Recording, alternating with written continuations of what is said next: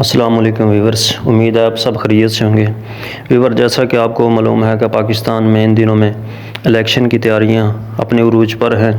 بعض احباب کو لیول پلیننگ فیلڈ کا بھی مسئلہ ہے، ابھی سے وہ مشکلات کا شکار ہیں، تو یہ ایک اچھا سا میسج ہے جو آپ کو ووٹ کاسٹ کرنے کے حوالے سے آپ کی معاونت کر سکتا ہے اور مشکلات سے آپ کو محفوظ کر سکتا ہے۔ آئیے سماعت کیجیے۔